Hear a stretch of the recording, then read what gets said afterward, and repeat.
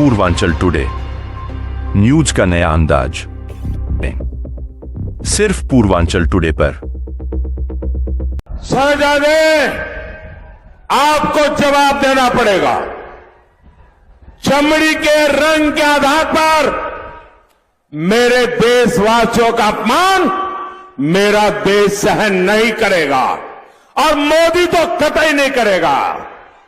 BJP और RSS के लोगों से कहना चाहता हूं, आप सपने मत देखिए,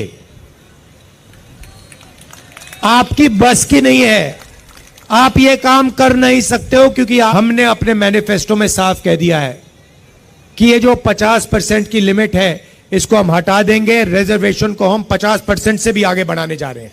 बहनों और भाइयों, हमें कांग्रेस और समाजवादी पार्टी के इस गठबंधन के माध्यम से जो औरंगजेब की आत्मा आज घुस रही है, इसको पूरी तरह बेनकाब करना होगा। अब चुनाव पूर्वांचल की धरती पर आ गया है। पी फॉर पीडीए है और पी फॉर पूर्वांचल भी है। नमस्कार, पूर्वांचल पार्ट 2 में आपका स्वागत है। आज पूर्वांचल की मुकम्मल राजनीतिक रणनीति पर बात करेंगे।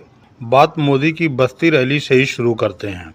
यहाँ मंच पर बैठे नेताओं को दिखाते हुए मोदी ने कहा, देखो यहाँ हमारे गठबंधन के सभी साथी मौजूद हैं।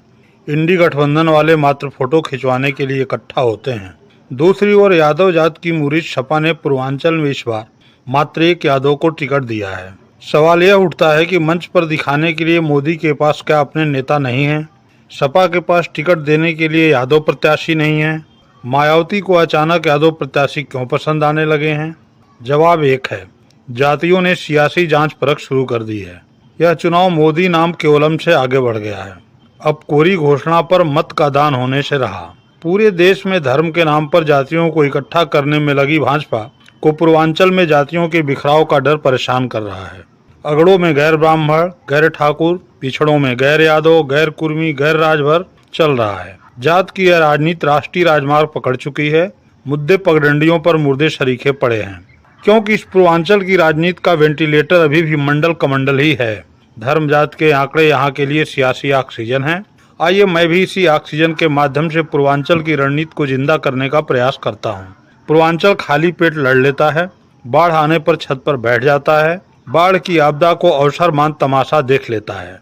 देखे भी क्यों नहीं, उसके डीएनए में 2 आना और 1 लोटा रस जो है। यही कारण है कि 2019 की मोदी लहर में भी पूर्वांचल पूरी तरह मोदी के साथ नहीं गया। यहाँ की 7 सीटों पर भाजपा को मात खानी पड़ी। पूर्वांचल की कुल 27 लोकसभा सीटों में से बीजेपी 18 सीट ही जीत सकी। 2 सीट उसके सहयोगी अपना दल को मिली। बसपा सपा गठबंधन 7 सीट जीतने में कामयाब रहा। इसमें से 6 सीट बसपा को और 1 सीट सपा को मिली।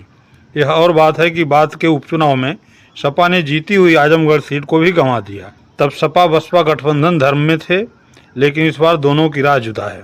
इस बार सपा कांग्रेस से गठबंधन धर्म निभा रही है।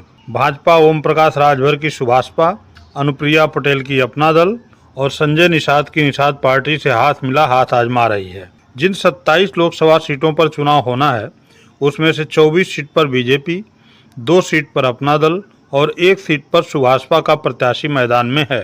सपा 22 सीट पर प्रत्याशी खड़ा कर रखी है, तो 4 सीट पर कांग्रेस भी किस्मत आजमा रही है। सपा की कोटे की 1 सीट पर टीएमसी चुनाव लड़ रही है। पूर्वांचल में ओबीसी 52% से भी अधिक हैं। 95% सीट पर निर्णायक हैं। ऐसे में यहाँ दलों ने सियासी बिसात उन्हीं के आधार पर बिछा रखी है। 2014-19 के लोकसभा चुनाव में बीजेपी को पिछड़ों का अच्छा समर्थन मिला था। नतीजतन केंद्र की सत्ता पर भाजपा मजबूती से काबिज हो गई थी। ऐसे में बीजेपी और सपा दोनों ही ने ओबीसी वोटों को साधने के लिए अपनी अपनी रणनीति तैयार कर रखी है।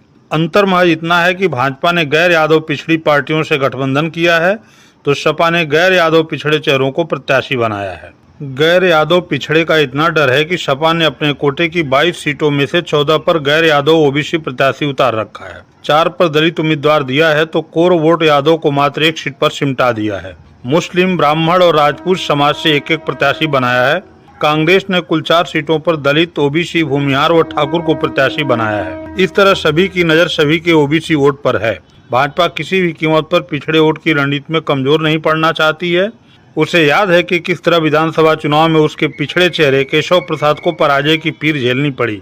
यह पीर भी किसी और से नहीं बल्कि उसी की सहयोगी अनुप्रिया पटेल की विरोधी बहन पल्लवी पटेल से मिली। ऐसे में भाजपा ने बड़ी कीमत चुकाकर पूर्वांचल में खास गठबंधन बनाया है। इसके लिए सत्ता, संगठन और सिद्धांत तक पर समझौता किया है। परिवारवाद की विरोधी होने के बावजूद संजय निषाद के बेटे को टिकट दिया है, क्योंकि गोरखपुर के उपचुनाव में निषाद अपनी ताकत दिखा चुके हैं। नतीजा, परिवारवाद के इन पौधों में भाजपा खूब पानी दे रही है। इनकी छाया से भाजपा को कितनी ऊर्जा मिलती है यह तो भविष्य की बात है। हाँ, वर्तमान में थोड़ी सी चर्चा परिवारवाद के ऐसे अपवाद पर करते हैं जिन पर भाजपाई नाव को हिचकोरों से बचाने की जिम्मेदारी है।